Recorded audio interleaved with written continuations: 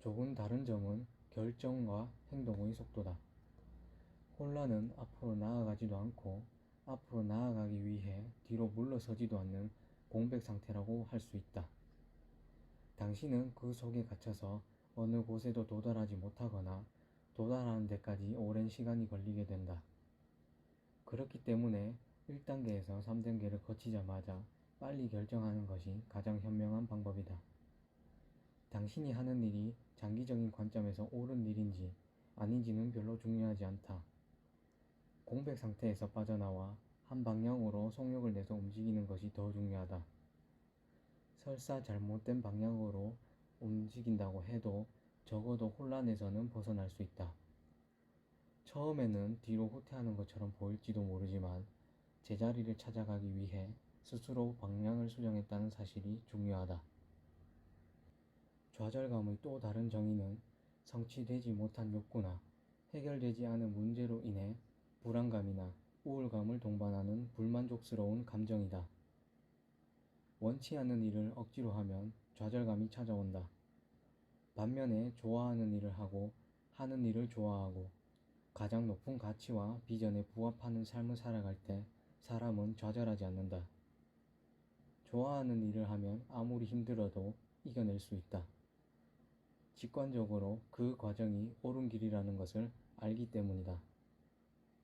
무하마드 알리는 혹독한 훈련의 시간을 견뎌냈고 토머스 에디슨은 수많은 실험의 실패를 견뎌냈다. 그들에겐 가치 있는 비전을 향한 주체적인 목적의식이 있었다. 누구나 좌절감을 겪지만 좌절감이 일시적인 감정이라는 것을 깨달으면 극복할 수 있다. 좌절감을 몰아내는 단계는 다음과 같다. 좌절감을 느끼는 자신에게 좌절할수록 더 심한 좌절감을 느끼는 악순환에 빠지게 된다. 최선의 방법은 더 이상 자신을 비난하거나 고통을 가중시키거나 연민이나 분노를 품지 않는 것이다. 감정과 자신을 동일시하지 마라. 감정은 당신이 아니다. 좌절감 때문에 당신에 대한 자긍심과 믿음을 손상시켜서는 안 된다. 좌절감을 변화와 성장을 위한 메커니즘이라고 생각하라. 내일, 다음 주, 다음 달이면 좌절감은 완전히 사라지고 더 높은 수준의 감정으로 탈바꿈할 것이다. 이전에 느꼈던 좌절감은 더 이상 당신을 괴롭히지 못할 것이며 당신을 다시 좌절감에 빠지게 하려면 더 높은 수준의 문제가 발생해야 할 것이다. 좌절감은 당신이 옳지 않은 일을 하거나 올바른 방법으로 일하고 있지 않다는 피드백이다. 그런 의미에서는 매우 긍정적인 감정이다. 당신이 가치와 비전을 따라 살고 행동하고 있는지를 점검해주는 공정한 경고 신호이기 때문이다. 따라서 좌절감을 느낀다면 지금 하고 있는 일을 포기해야 한다. 그러나 아무리 생각해도 그 일이 옳은 일이라는 확신이 든다면 일을 하는 방법이 잘못된 것이다.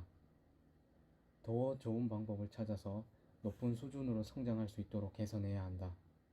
어느 쪽이든 좌절감에 귀를 기울이고 좌절감이 어디를 향하고 있는지 살펴봐야 한다. 그 다음 당신이 만들어내야 하는 변화를 규정해야 한다. 현재 하는 일을 더 많이 해야만 더 나은 결과를 얻을 거라고 기대하는 것은 자신을 기만하는 일이다. 자신의 감정을 명확하게 규정하고 개인적인 책임을 받아들이고 적극적으로 좌절감을 몰아낸다면 당신은 감정을 지배할 수 있다. 나아가 다른 사람들은 결코 얻지 못하는 자기 통제와 이해의 경지에 도달하게 된다. 그런 자신을 칭찬하라. 당신은 훌륭하다. 지혜롭고 뛰어난 사람이다. 아무리 작을지라도 긍정적인 감정을 소중히 여기고 단단히 붙잡아라. 모든 작은 승리가 큰 승리를 이끌어낸다. 자신에 대한 칭찬과 보상 없이 과제에서 과제로, 목표에서 목표로 달려가는 것은 자멸을 자초하는 것이다. 그것은 만족을 위해 다음 목표를 찾고 그 목표에 도달하자마자 다음 목표를 찾는 중독 상태와 같다. 끊임없이 다음 목표를 찾는 사람은 영원히 목적지에 도달할 수 없다. 지나친 성공지상주의, 남에게 뒤지지 않으려는 욕망은 당신을 공허함과 허탈감에 빠뜨릴 것이다. 일을 뒤로 미루는 것은 나쁘다는 생각은 현대 사회의 일반적인 통념이다. 그러나 레버리지의 세계에서는 중요도가 낮은 업무는 뒤로 미루는 것이 당연하다. 심지어 미룰수록 더 좋다. 그런 일일수록 더 게으르고 의욕 없고 따분해하고 무관심해도 된다. 이러한 후순위 업무만 열심히 일하면서 자신은 무엇 하나 대충 하지 않고 최선을 다해 성실히 일한다는 착각에 빠지지 마라. 그건 단지 놀고 먹지 않는 정도의 활동일 뿐, 실상은 아무것도 성취하지 못한 채 시간을 낭비하는 것이다. 그러나 당신의 자아는 열심히 일하는 이미지를 포기하지 못하기 때문에 끝까지 당신을 속이려고 들 것이다. 파킨슨의 법칙에 따르면 어떤 일이든 주어진 시간이 모두 소진될 때까지 늘어진다고 한다. 우선순위와 후순위를 명확하게 하지 않으면 모든 업무가 동일한 시간과 공간을 차지하게 되는 것이다. 그러나 그 어떤 업무도 동등하지 않다. 어떤 업무는 다른 업무보다 시간이 더 오래 걸리고 어떤 업무는 다른 업무보다 더 중요하다. 중요하지 않은 일에 우선순위를 높게 둔다면 그 업무가 당신의 모든 시간을 소모할 것이다. 그렇게 되면 적절하고 중요하고 레버리지 효과가 있는 업무를 할 시간이 부족해진다.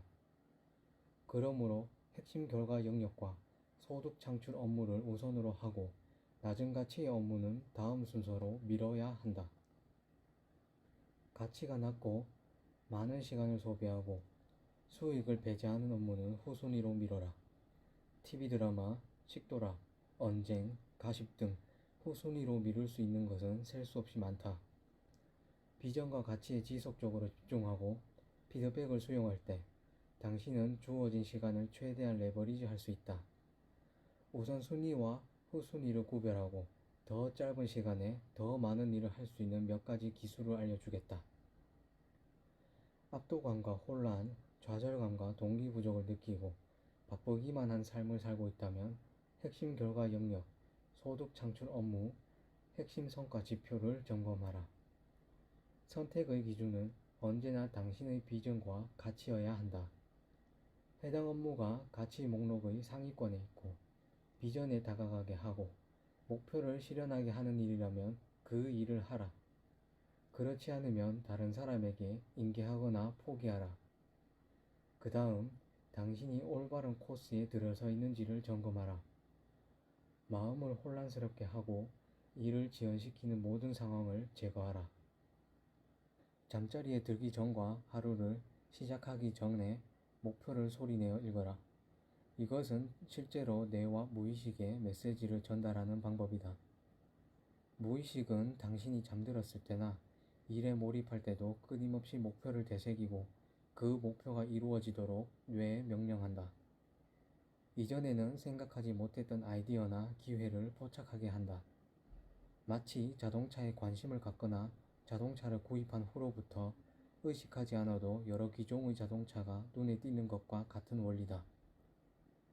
더불어 기억력은 잠자리에 들기 전과 깨어난 직후에 평소보다 30% 증가한다는 연구 결과도 있다.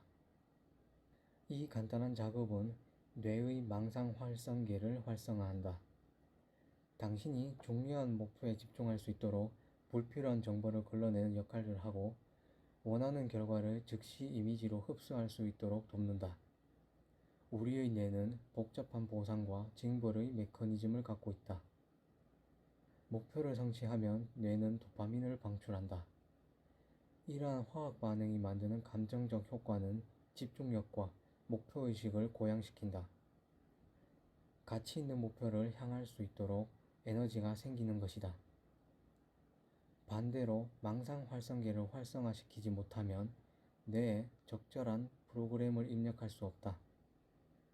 목표에 집중하지 않으면 뇌가 부정적인 뉴스나 정보, 조잡한 드라마 따위에 현혹되어 목표 실행을 방해한다. 그렇게 되면 도파민이 공급되지 않아서 공허함, 슬픔, 무기력 같은 부정적인 감정을 느끼게 된다.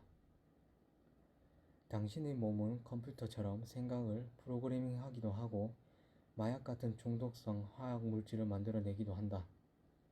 이 모든 게 목표를 향해 나아갈 때와 나아가지 않을 때 일어나는 현상이라는 게 신기하지 않은가?